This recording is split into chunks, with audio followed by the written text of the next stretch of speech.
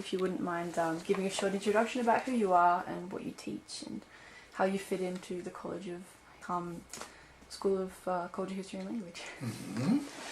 My name is Michael Schimmelpfennig. I came to the ANU in 2013. I'm a senior lecturer in Chinese studies and I teach literary Chinese, Chinese philosophy, literature, culture. Fantastic.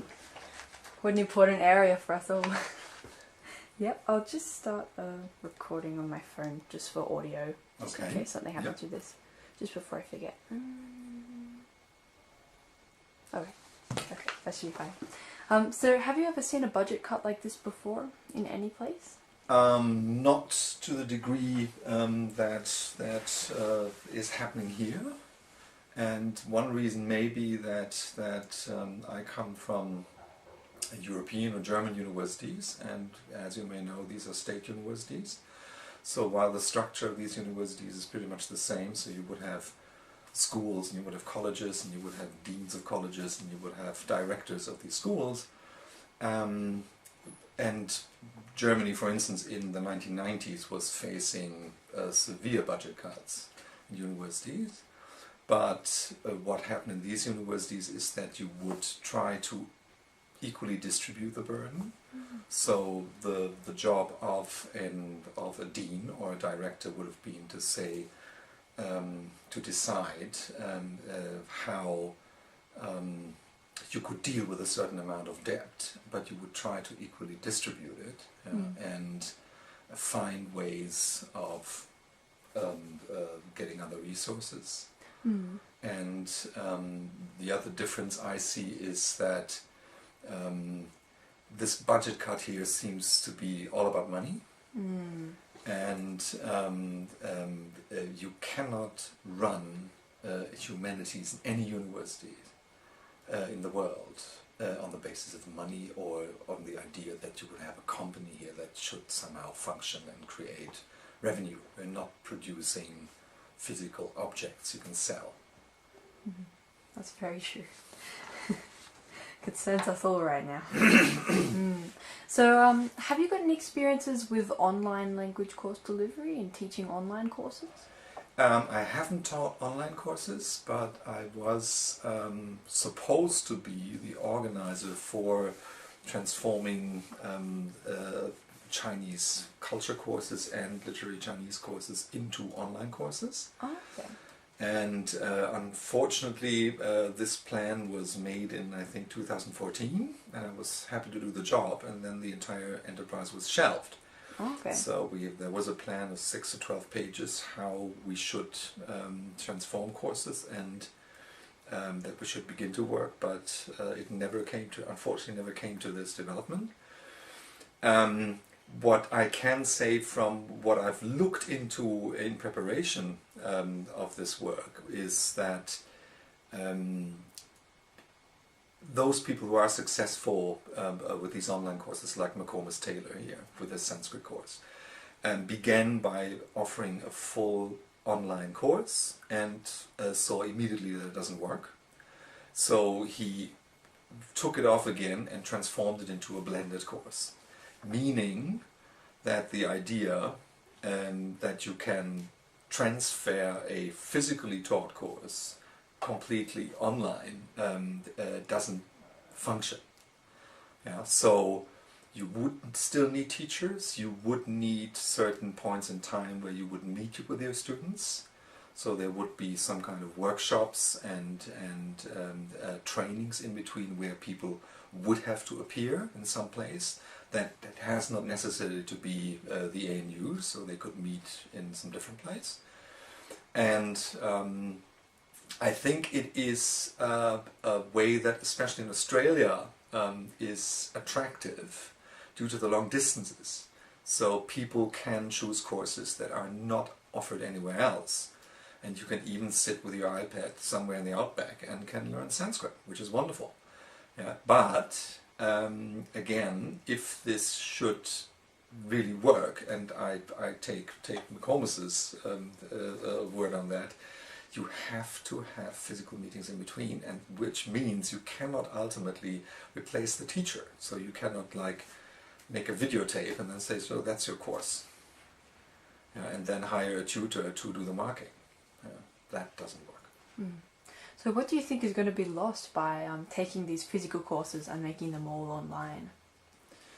Well, you will lose part of the contact with your teacher. And I have now 3 years of teaching experience at ANU, which is slightly different from what I've experienced before in European universities. But what is precisely the same in every university is that students have a need for direct communication with their teacher, and the teacher has a need for being immediately present in front of his students. So the moment you enter a TV screen, it becomes a frontal lecture. While when I'm doing language teaching or courses on philosophy and culture, these people see me jump around and see me handing out materials, see me immediately react to problems they have and questions they have, and give me also a certain range of control on how this, or better range of control on how these people progress. So you cannot do all this by assessment only. You need a certain degree of personal communication, and this cannot be replaced by Skype or what's the other, Adobe Communicator something, connection. So and what the other thing that would be lost is that once the idea of these online and blended courses and MOOCs came up, everyone is doing it, right? So you really have to think about what would be your particular assets you could offer for someone who could also say, look, the best Chinese language education is at Johns Hopkins in the US. So if they offer it online, why not go there? Costs a bit more, but I get everything. Now, we come in as ANU and say, okay, perhaps Australia will be an asset for people who are in Australia. But online, it doesn't matter. It really doesn't matter. And so it becomes, you have to really do some thinking with every course you think about redesigning as an online course or a blended course, how you can make it attractive to students to precisely select this course. And the argument cannot be only that, yes, we are attracting more students because they can come from everywhere without being physically present. But you have to give them some reason to come to your course. And this is difficult. So, sorry for coming to McComas Taylor again. He is in a special position in the sense that he's the only guy who's offering Sanskrit lessons all over Australia, as far as I know, right? So this is a criteria you can use. Chinese, Japanese, Korean, no. I hope my answers are not too long. It's fine, it's fine. Talk as long as you want. Okay. We did also interview McComas Taylor this morning, actually. Okay. Yeah, so it's really great. We've had some great feedback on all this stuff. But you really think that, I guess, it will be detrimental not only for the students learning these languages, but also for the ANU itself. It will lose part of that reputation and part of the, I guess, the draw card of itself by putting these courses online. Yeah, I didn't mention that. I mean, if you can make a decision. You can say, are we the National University of Australia? And is, as I understand it was before, the teaching of languages combined with the research done in the humanities, a crown jewel in this university? If it is, then for heaven's sakes, maintain it. It's unbelievable. and then coming in as administrators saying, so this does financially not work, and we can think of some reason why it doesn't work, yeah, and then destroy it is absolute nonsense. Especially when you think also of the point that Canberra is not, and I'm sorry to say this, what I hear from students, it's not the preferable place for studying in Australia. They would like to go to Sydney, they would like to go to Melbourne, they would like to go to Queensland and everywhere. So Canberra is outback. Yeah? I like it in Canberra, I enjoy this place very much, and it's good for university. But if you have this asset of attracting people on the basis of offering not only languages that have large enrollments, like Chinese, Korean, Japanese, but rarely taught languages, Cantonese, Vietnamese, Thai, you should do it. Yeah. Even if you have sometimes enrollments of 8 to 10 students. Yes, you still should do it. There is no other place in Australia where you can do it. Okay, thank you so much. Right, so what are your thoughts on the overall budget cut? Do you think it can be justified by the explanation that you've been given from the college? Short answer, no. As I've mentioned before, I've seen such a procedure for the first time.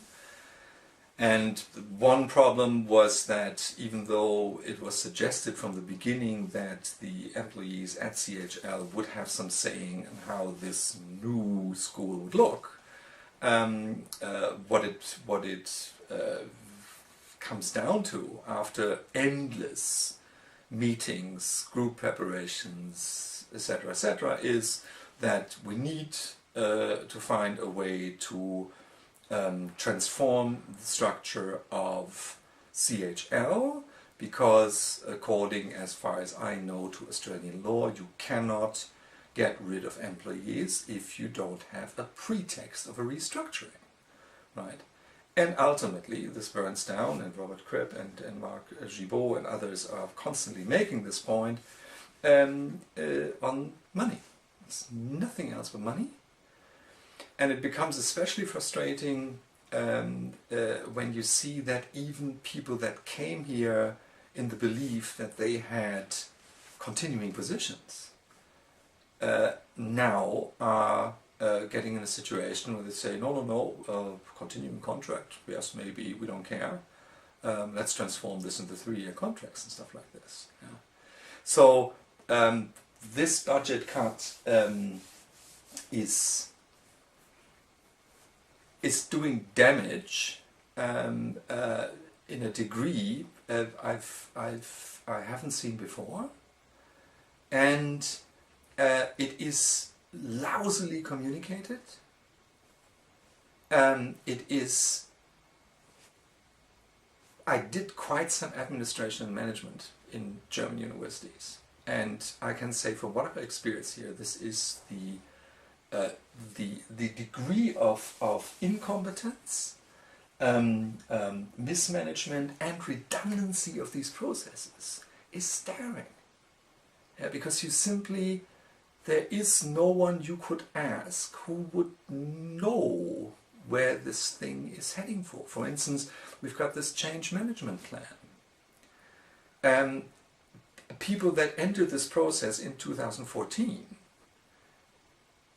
did not have an idea what this kind of a paper would entail, and that something like this had to be created to be linked up with this enterprise agreement of the ANU. So why not tell the people in the first place that this would be a step in a review?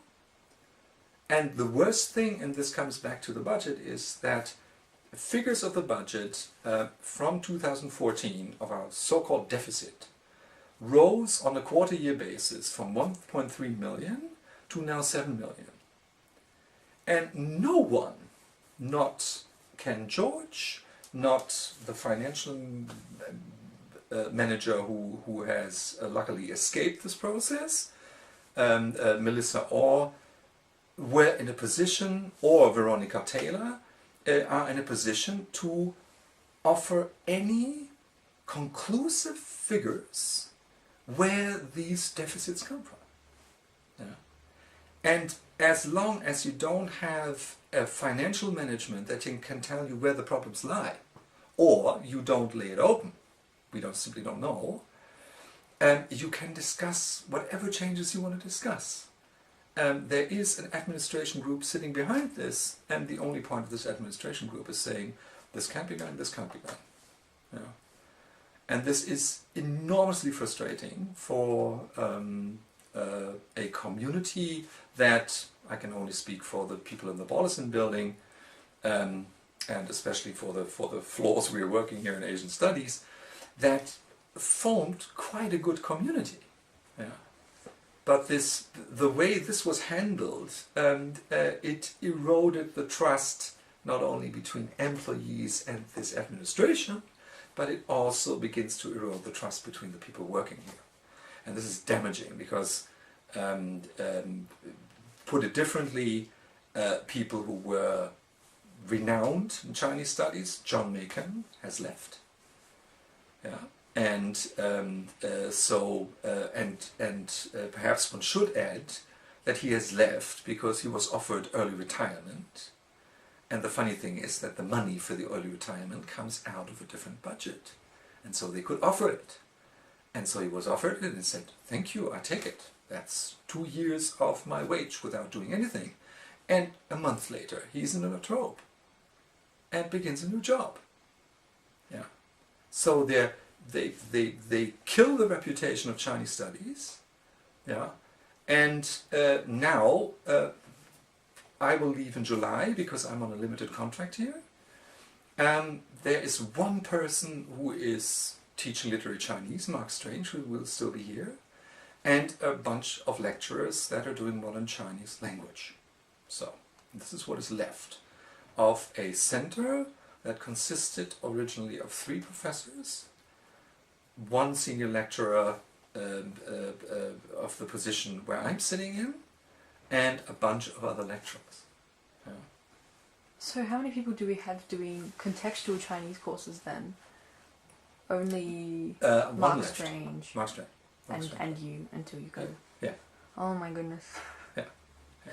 And the policy at the moment is that I would be supposed, or the person in my position would be supposed to offer, because we got this Bachelor of Asian Studies, the courses on Chinese culture and history next semester. They simply have been postponed, with the consequence that students who are doing a major in Chinese studies and who want to go to China in between will not be able to attend these courses, because they only will happen in semester 2, 2017, if they're going to happen. Oh my goodness. Oh dear. This is actually ridiculous. It is. Yeah, it is.